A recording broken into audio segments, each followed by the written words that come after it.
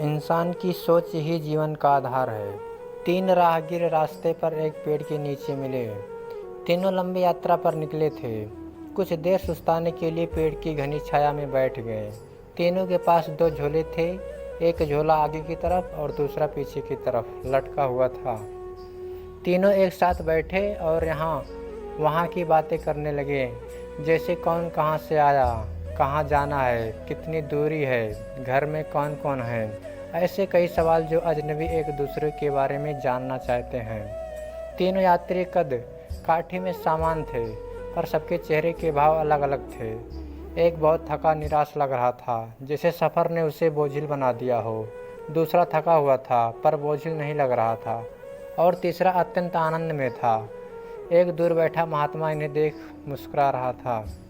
तभी तीनों की नज़र महात्मा पर पड़ी और उनके पास जाकर तीनों ने सवाल किया कि वे मुस्कुरा क्यों रहे हैं। इस सवाल के जवाब में महात्मा ने तीनों से सवाल किया कि तुम्हारे पास 2 झोले हैं, इनमें से एक में तुम्हें लोगों की अच्छाई को रखना है और एक बुराई को, बताओ क्या करोगे।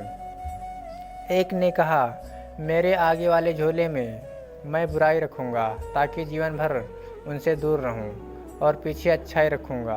दूसरे ने कहा, मैं आगे अच्छाई रखूँगा ताकि उन जैसे बनूँ, और पीछे बुराई ताकि उनसे अच्छा बनूँ। तीसरे ने कहा, मैं आगे अच्छाई रखूँगा ताकि उनके साथ संतुष्ट रहूँ, और पीछे बुराई रखूँगा, और पीछे के थैले में एक छेद कर दूँगा, जिससे वह बुराई का बोझ कम होता रहे और अच्छाई ही मेरे साथ रहे।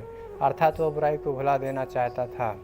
यह सुनकर महात्मा ने कहा, पहला जो सफ़र से थक कर निराश दिख रहा है, जिसने कहा कि वो बुराई सामने रखेगा, वो इस यात्रा के भांति जीवन से थक गया है, क्योंकि उसकी सोच नकारात्मक है, उसके लिए जीवन कठिन है।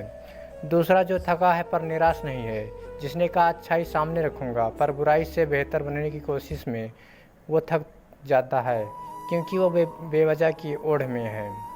तीसरा जिसने कहा वो अच्छाई के आगे रखता है और बुराई को पीछे रख कर उसे भुला देना चाहता है, वो संतुष्ट है और जीवन का आनंद ले रहा है। इसी तरह वो जीवन यात्री में खुश रहें। धन्यवाद।